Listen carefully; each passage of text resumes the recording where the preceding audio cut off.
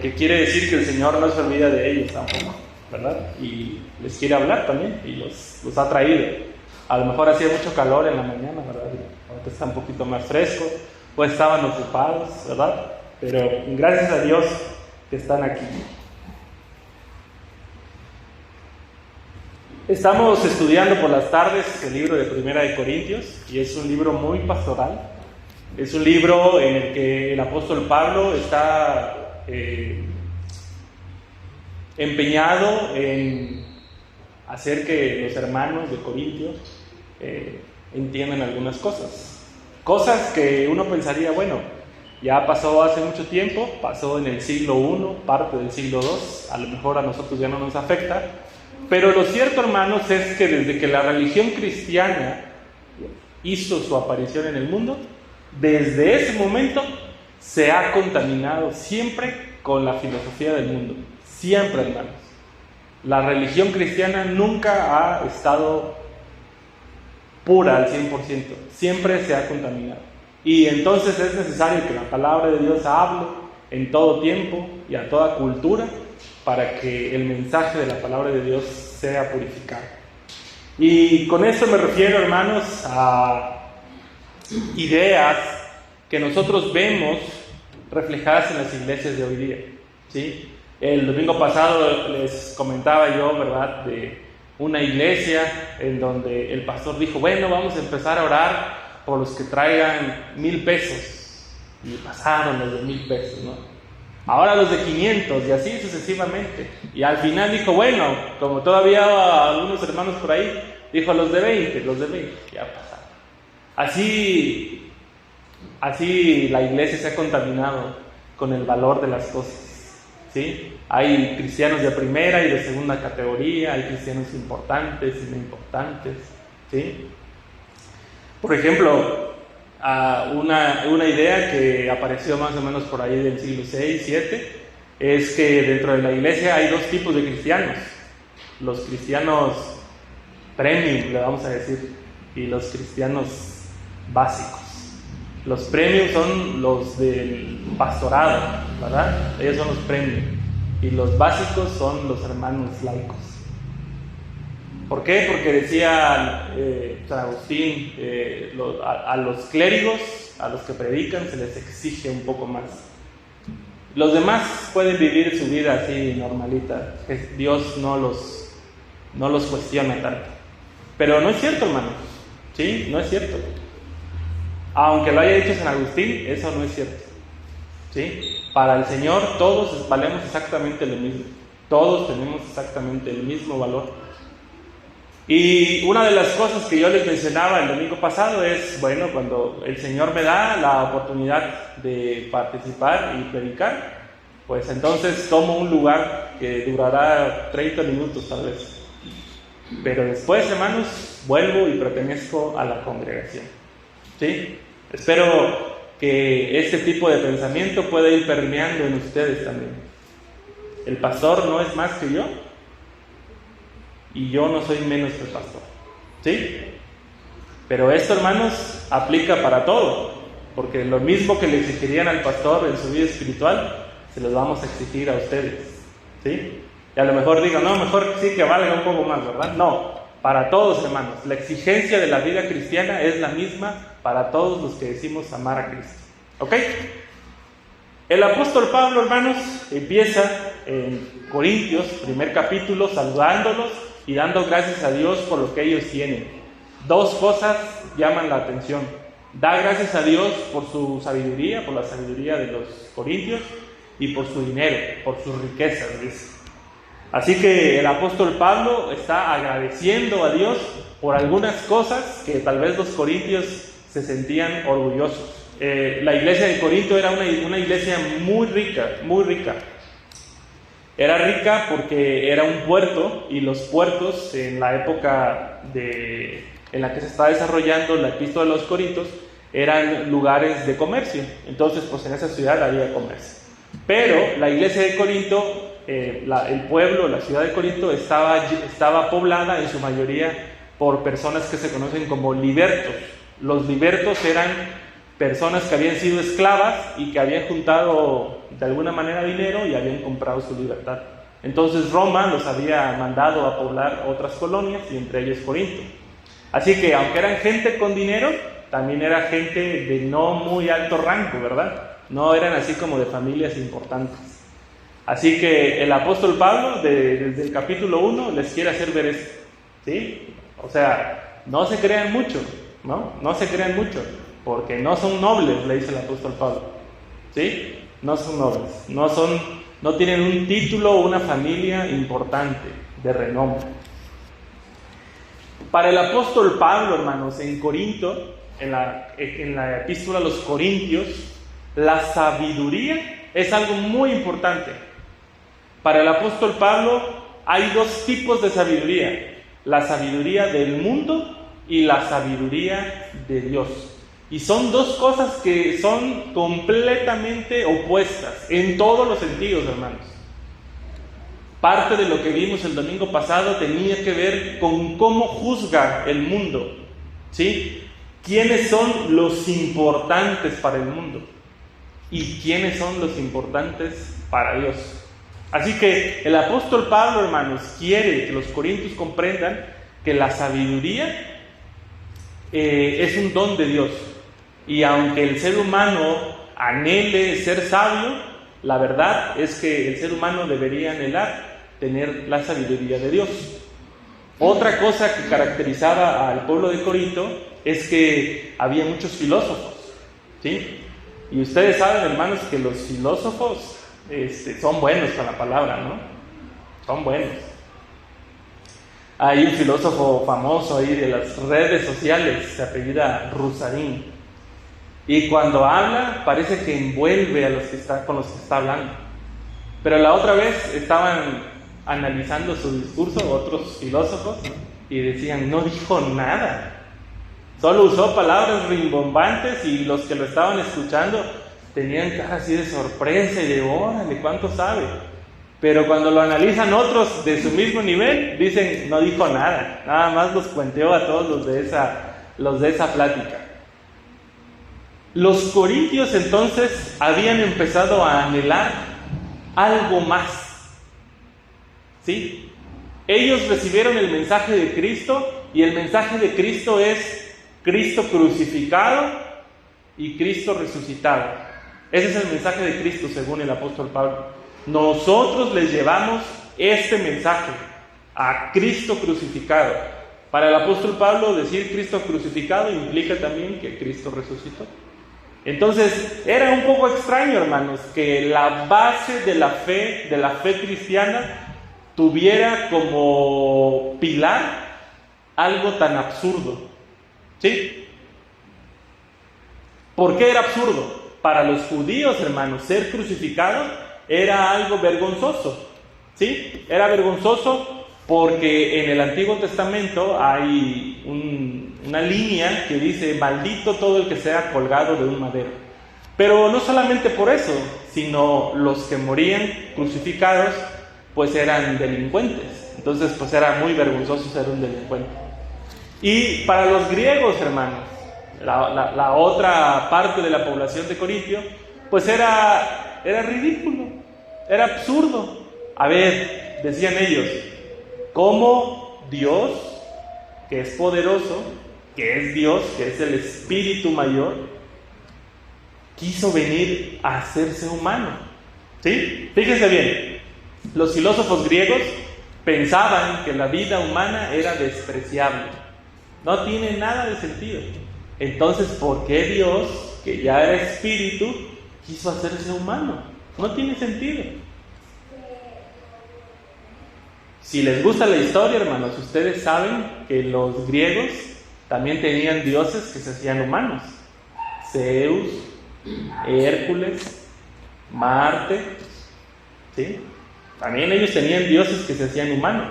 Pero la diferencia, hermanos, es que estos dioses que se hacían humanos podían volverse a su forma de Dios en cuanto ellos quisieran, ¿sí? Si de repente veían feo la guerra, rápido, se iban al cielo otra vez. Por eso era absurdo que el Dios en el que Pablo está predicando, pues cuando vio lo duro que era la crucifixión, haya decidido quedarse y morir. Entonces para ellos no tenía sentido, era absurdo. Entonces el apóstol Pablo, en este pasaje que leímos de 2 de Corintios capítulo 2, está diciéndonos, hermanos, que la sabiduría de Dios es una sabiduría que los poderosos, ¿sí?, los gobernantes, rechazan. ¿Quiénes serían esos poderosos, hermanos? ¿Quiénes serían esos gobernantes que rechazan el mensaje de la cruz? Hay dos teorías. Una de las teorías, hermanos, dice que el apóstol Pablo está hablando de los poderes malignos, ¿sí?, que está hablando del poder del mal, de los demonios, de las fuerzas sobrenaturales.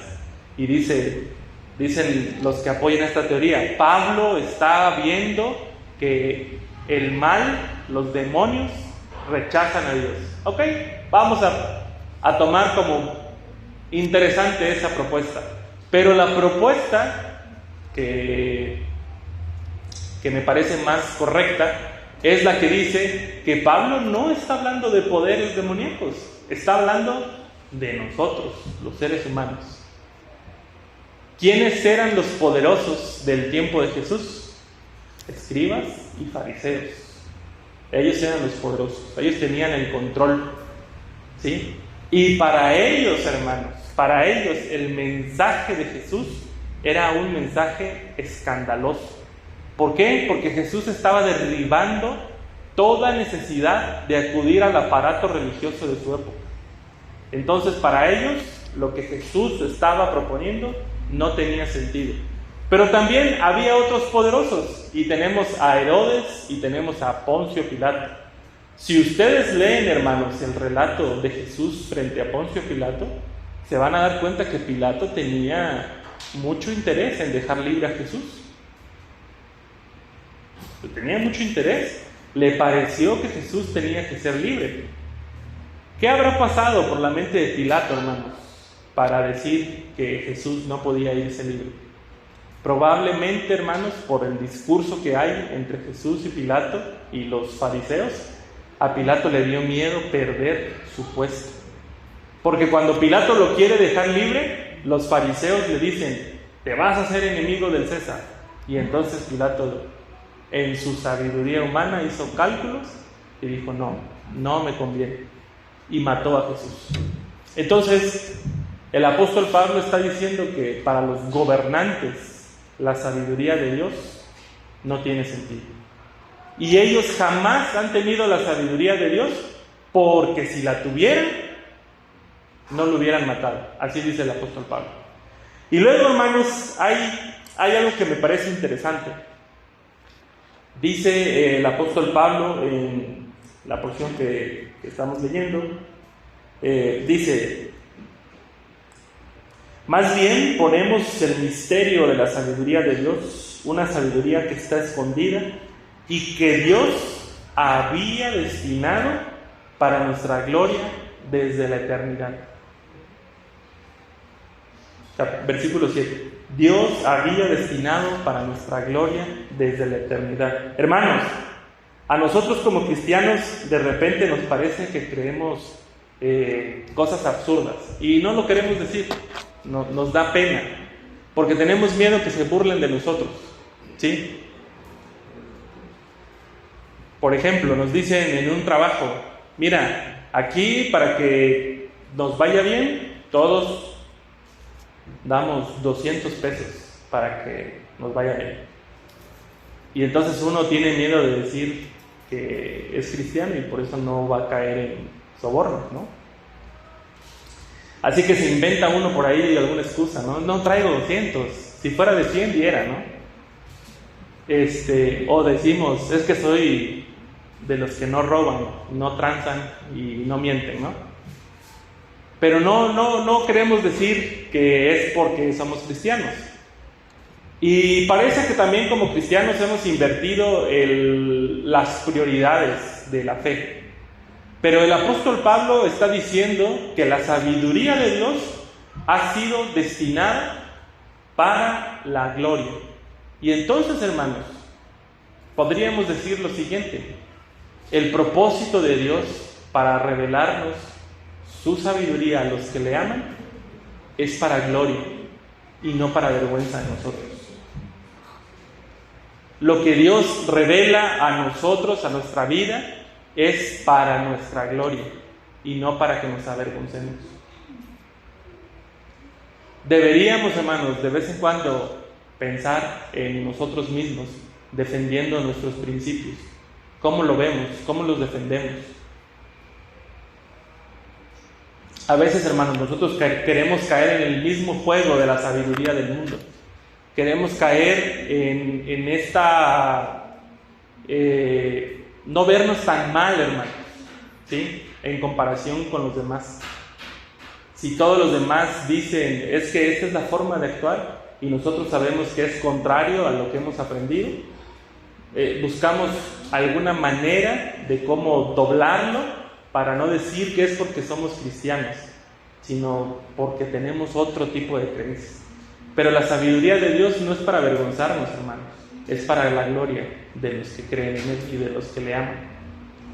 El apóstol Pablo ahora, hermanos, nota que así como nosotros tenemos un diálogo interno, que estamos constantemente platicando con nosotros mismos, y solamente nosotros nos podemos entender, así Dios solamente se puede entender a sí mismo.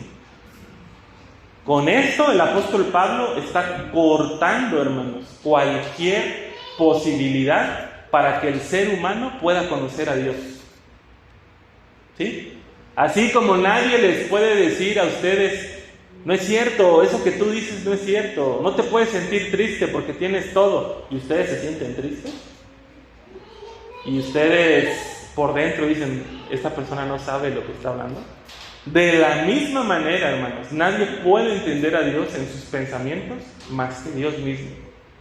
Y entonces aquí el apóstol Pablo va a hacer uso de una figura más. Y esta figura que dice el apóstol Pablo es su espíritu.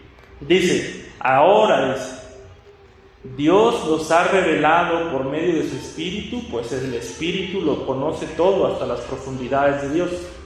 En efecto, ¿quién conoce los pensamientos del ser humano sino su propio espíritu? Asimismo, nadie conoce los pensamientos de Dios sino el espíritu de Dios. Nadie lo puede conocer más que el espíritu de Dios. Y nosotros no hemos recibido el espíritu del mundo, sino el espíritu que procede de Dios, para que entendamos lo que por su gracia se nos ha concedido. Ojo, hermanos, ojo con creer que lo que sabemos es porque lo hemos leído. ¿Sí? Cuidado, hermanos, con creer que lo que hemos aprendido en la iglesia es porque somos súper dedicados. ¿Sí? Yo leo hasta en griego, que dijéramos, ¿no? Lo leí en griego. No lo leí así como lo leen ustedes, hermanos, lo leí en griego. Y lo leí de la Septuaginta todavía, lo comparé con los escritos de Qumran. Cuidado, hermanos, porque el apóstol Pablo dice que si nosotros tenemos la oportunidad de comprender algo, es porque Dios nos lo ha regalado. ¿Ok? No porque nosotros seamos muy inteligentes, hermanos, porque Dios nos lo ha regalado y lo ha hecho a través de su Espíritu Santo, pero al final de cuentas es un regalo de parte de Dios. Hermanos, nos debemos mantener siempre humildes delante de Dios. El apóstol Pablo ya lo dijo el capítulo pasado, para que nadie se jacte delante de Él. Y otra vez aquí nos lo está diciendo. Todo lo que sabemos de Dios es porque Él nos lo ha dado como un regalo, y lo ha hecho a través de su Espíritu Santo. ¿Sí? Yo recuerdo hace tiempo, hermanos, que vinimos de vacaciones con mi esposa y una hermana de Grijalva. Grijalva es una comunidad allá por Chiapa de Corzo. Es una comunidad rural. Esta hermana había perdido a su hijo. Y dijimos con mi esposa, vamos a visitarla, vamos hablar con ella, vamos a darle el pésame. Bueno, vamos. Y yo, hermanos, iba así, todavía no estudiaba para pastor ni nada por el estilo. Entonces yo iba así como que, a ver, un texto de consolación, ¿no? Iba yo pensando para ver qué le íbamos a decir a la hermana. ¿Cuál fue mi sorpresa, hermanos? Cuando llegamos con esta hermana, la hermana, por cierto, ella misma me lo dijo, no fue a la primaria. Solo sabía leer, pero no fue a la primaria. Y cuando llegamos, hermanos, nos dio una clase de teología y de fe que salimos súper consolados nosotros de ver a una persona que ama a Dios con un conocimiento de Dios tan profundo que no se lo he escuchado a un pastor decirlo antes, hermanos. ¿No le dan gloria a Dios por eso, hermanos? Amén. Mi abuelita tiene una conocida que yo la he escuchado hablar y no habla muy bien el español, pero la otra vez me contó un testimonio y su fe, hermanos, yo quisiera que 10 de nosotros aquí tuviéramos la fe de esa mujer, de verdad, hermanos, de verdad, y el conocimiento que ella tiene de la palabra de Dios. No sé si sabe leer la hermana, pero lo que ha entendido de la palabra de Dios, hermanos, yo quisiera que 10 de nosotros lo entendiéramos. ¿Sí? El hijo de esta señora estaba pasando por una dificultad, estaba enfermo su hijito, y le dice, tú que sabes orar, le decía, ora para que se cure mi hijo. Y la hermana le dijo, tú te tienes que poner a cuentas con Dios primero, porque tu vida no le agrada. Así le dijo. Cualquiera de nosotros hubiera dicho, a ver, vamos a orar pues, y luego no, lo puso a cuentas con Dios, con un manejo, hermanos, de los recursos que de verdad se envidian. Así que, hermanos, no nos creamos mucho por lo que hemos aprendido o lo que sabemos. Es un regalo de Dios. Y el apóstol Pablo quiere que lo comprendamos, porque estos hermanos de Corintio se estaban peleando, según lo que dice el capítulo 1, por quién había recibido lo mejor. Yo lo recibí de Pablo, yo de Cefas, yo de Apolos, y los más espirituales, yo de nadie, yo de Cristo. ¿No? Nadie recibió nada de esas personas. Todos lo recibieron del Espíritu Santo por medio de Dios. Y se acabó. No hay más, hermanos. Puede ser que hoy yo esté predicando con ustedes y en unos 4 años venga otro pastor y ustedes tengan la tentación de decir, aprendíamos más con el otro pastor. No, hermanos. Todo lo que aprendemos es porque el Señor lo pone como un regalo para nosotros. ¿Y qué hacemos con ese regalo, hermanos? ¿Qué hacemos con ese regalo? El apóstol Pablo dice, esto es precisamente de lo que les hemos hablado, no con palabras como lo enseña la sabiduría humana, sino con las que enseña el Espíritu, explicando lo espiritual en términos espirituales. Los términos espirituales, hermanos, ustedes no pueden platicar de cosas espirituales con alguien que no tiene el Espíritu de Dios. No se frustren, hermanos, no se frustren, pero no pueden. ¿Sí?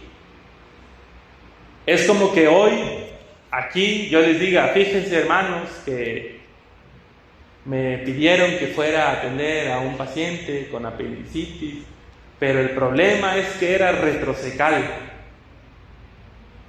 Van a decir todos, ¿no? No podemos hablar lo mismo porque yo soy experto en el tema de la medicina y ustedes no. De la misma manera, las cosas espirituales, hermanos, no las pueden debatir con personas que no tengan el Espíritu de Cristo. Pero esto, hermanos, no es, otra vez, para nuestra gloria, ¿sí? Para que nosotros nos sintamos mejores. Esto es, hermanos, para que tengamos confianza, para que tengamos esperanza, hermanos, ¿sí? Para que no nos cansemos de compartir las cosas espirituales con las personas que no tienen el Espíritu de Cristo. Es difícil, hermanos, hablar con las personas que no conocen al Señor. Y la dificultad radica, hermanos, en que el sistema de valores del mundo es un sistema de valores diferente al nuestro. Pero, hermanos, lo que decimos como espirituales tiene que verse reflejado en nuestros actos como espirituales. De lo contrario, hermanos, no sabemos nada. Estaba leyendo un libro de un autor que se llama Marcus Baker. Este autor se ha encargado de predicar el Evangelio en Honduras. Él es norteamericano y trabaja en Honduras. Y analiza un poco de la forma de ser de los evangélicos en Latinoamérica. Y dice: conocí a un niño, 12 años. Sus padres eran muy creyentes, dice. Sus padres le enseñaron que en Semana Santa, el viernes y el sábado, no se grita, porque murió Jesús. Era un niño cuando se lo enseñaron. Y entonces, el viernes y el sábado de la Semana Santa, este niño estaba gritando. Entonces su papá y su mamá lo quedaban viendo así, pero pues ellos no pueden gritar, ¿verdad? Porque es Semana Santa. Entonces se guardaron los regaños. Pero el domingo le pusieron la cinturoniza de su vida. Le pegaron todo lo que le habían guardado viernes y sábado. Y dice, ¿qué pudo aprender él de la muerte de Cristo? Lo único que aprendió es que hay días en donde no se hacen algunas cosas, pero después se hace todo. Tenemos que ser congruentes con nuestros actos, hermanos. Nadie puede decir que comprende las cosas espirituales si la vida de esa persona no refleja que ya tiene las cosas espirituales en su corazón. La mayoría de los jóvenes que se van de la iglesia se van porque hay una disociación entre lo que dicen sus padres en la iglesia y lo que hacen en su casa. Un hermano con el que tuvimos un curso en el seminario decía, a los 15 años me fui de mi casa. Le dije a mi mamá, yo ya no aguanto más, ni un domingo más, de escuchar a mi papá decir que se perdonen unos a otros, y él nos pega todos los días, a la menor provocación, justificando que está corrigiendo y esas cosas, y se fue. Hay una disociación entre lo que se dice, que se cree, y lo que se hace realmente. Estamos disociados, hermanos. Dice Lucas Magnin, un teólogo contemporáneo, antes se creía que el secularismo era hacer cosas que hace el mundo, pero ahora los académicos bíblicos piensan que el secularismo es como tener pequeñas cajitas.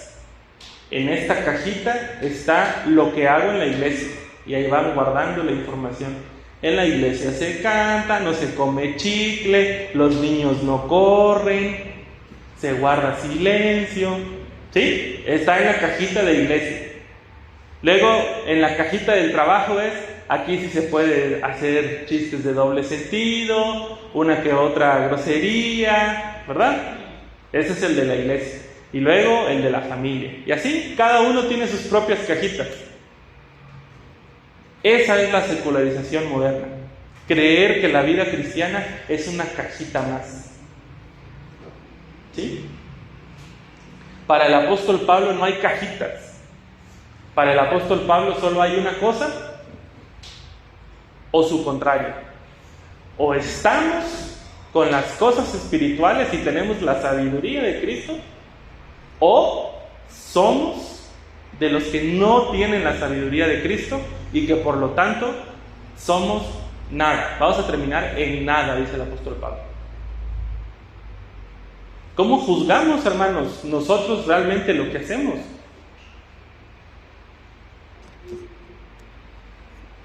Cuando el Señor Jesús está hablando acerca de la ley, espero que ustedes lo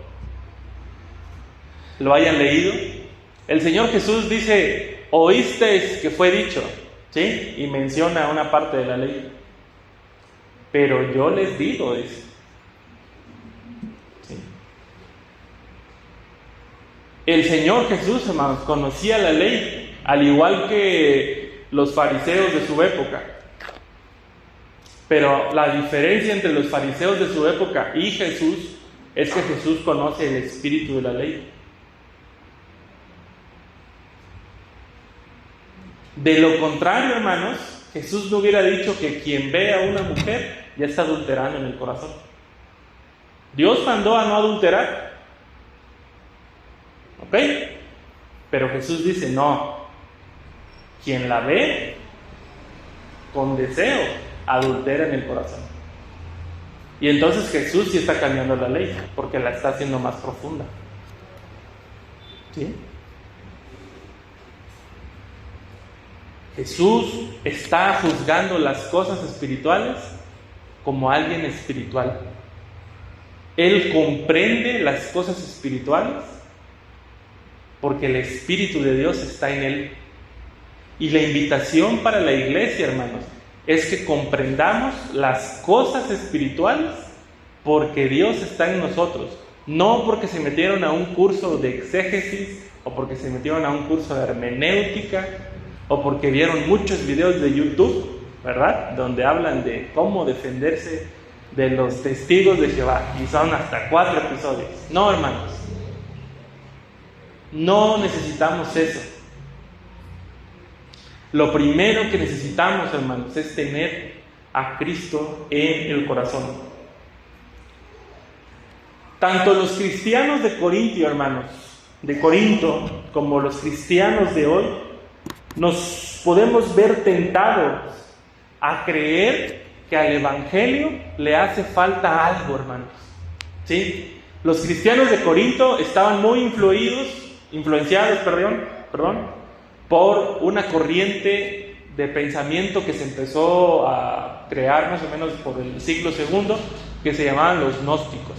Y esta corriente del pensamiento pensaba, hermanos, que el problema espiritual más grande de la humanidad no era el pecado, sino la ignorancia. Entonces ellos querían mucho conocimiento. ¿Sí? Ese era su problema. Y los cristianos de hoy también podemos creer eso, hermanos. ¿Sí? Podemos creer que al Evangelio le hace falta algo más. Es que el Evangelio está muy cortito, no puede ser nada más esto. Tal vez también lo que quiere decir es, y le añadimos un poco más. ¿Sí? Otro problema, hermanos, que yo veo es que los cristianos modernos, nosotros, hermanos, pensemos de manera escapista. Yo así lo entendí, de manera escapista, como que nos perdemos de la realidad, hermanos. Dios solamente está interesado en nuestras almas, y lo demás, lo que está aquí, eso no, eso puede pasar. Hermanos, si nosotros pensamos así, si nosotros pensamos que Dios solo se preocupa por nuestras almas, lo único que vamos a hacer, hermanos, es empezar a cauterizar nuestro corazón ante el sufrimiento de los demás.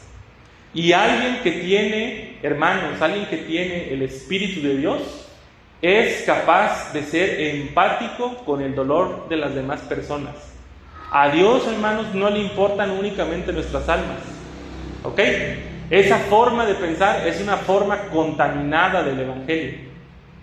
Yo he venido para que tengan vida y la tengan en abundancia, les dijo el Señor Jesús a sus discípulos en Juan. ¿Sí? para que tengan en abundancia, no para que algún día la tengan, hermanos, para que tengan. ¿Sí? El Señor está preocupado, hermanos, está interesado en hacer que las buenas nuevas lleguen a las personas de hoy día. ¿Sí? Pero no quiere, hermanos, que lleguen por los mecanismos de la fe humana, de la sabiduría humana. El Señor quiere que el reino de los cielos se acerque a las personas por medio de la sabiduría de Cristo. ¿Cómo nos podemos acercar a las personas, hermanos? Trayendo despensas a la iglesia y que quien no tenga en su casa agarre una. ¿Puede ser? Puede ser. Trayendo ropa. Pero les decía el domingo pasado, hermanos, si pensamos a un nivel asistencialista nada más, no vamos a ser diferente de los gobernantes y de los poderosos de este mundo. Tenemos que pensar más allá.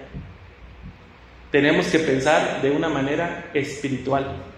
Pedirle al Señor, hermanos, que ilumine nuestra mente para que seamos capaces de entender lo que el Señor nos quiere decir.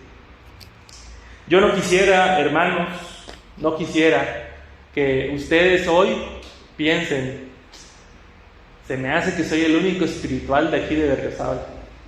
Todos los demás se ven bien naturales, ¿no? Porque esa es la otra palabra que usa el apóstol Pablo, bien naturales. No, hermanos.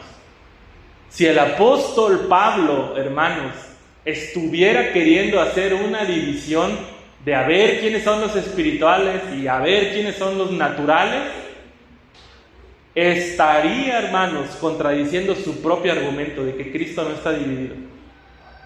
Si empezó esta argumentación batallando con la gente que divide a Cristo, no puede terminar aquí haciendo otra división.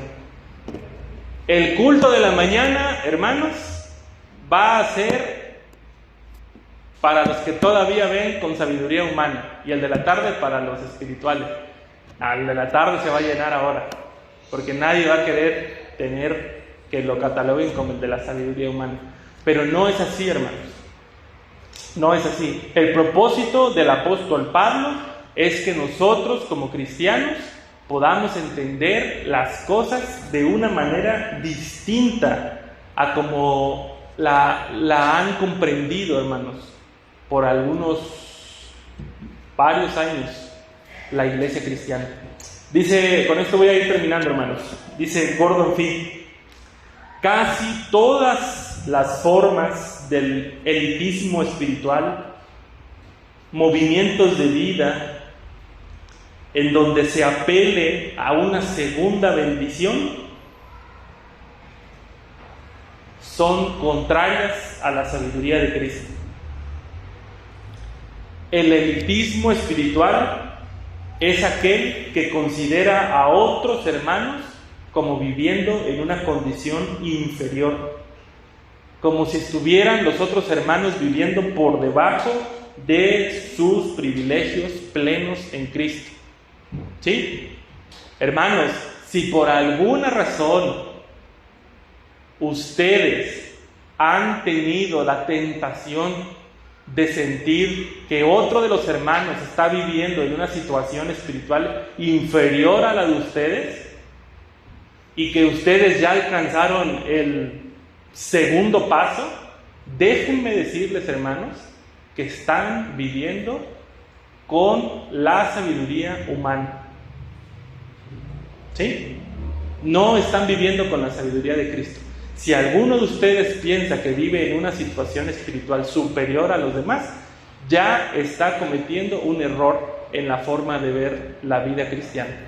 El cuerpo de Cristo, hermanos, no está dividido. ¿Sí? Por lo menos eso, hermanos, quiero que hoy en la noche sea el punto principal. El cuerpo de Cristo no está dividido. El apóstol Pablo termina, hermanos, esta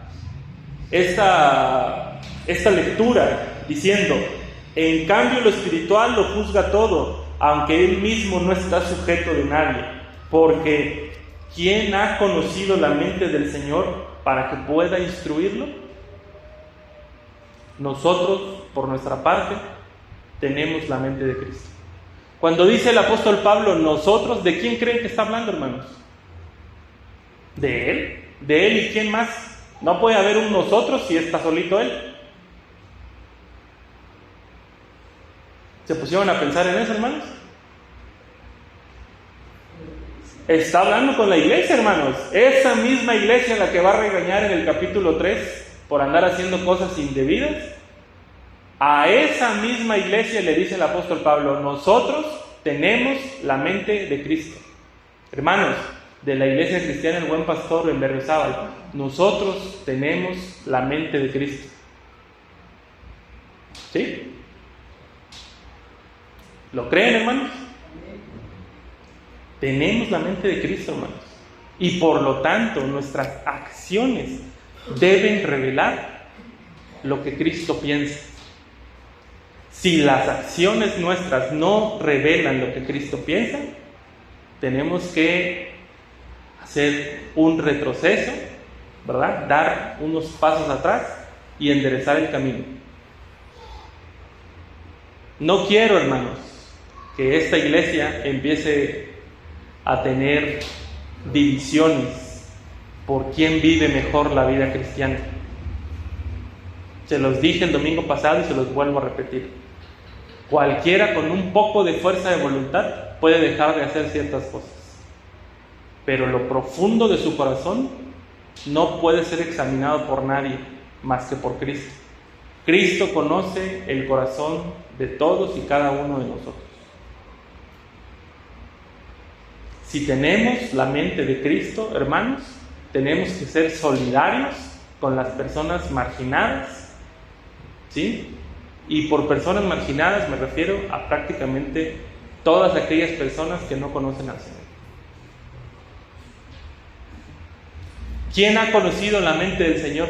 ¿A quién le pide el Señor consejo para hacer las cosas? La respuesta lógica es nadie. Y por eso, precisamente porque a nadie le pide cuentas el Señor, por eso es que nos ha dado la mente de Cristo.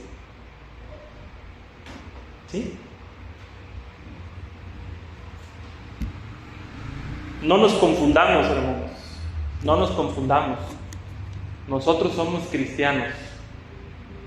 No somos gnósticos, no somos platónicos como para pensar que el alma vale más que el cuerpo.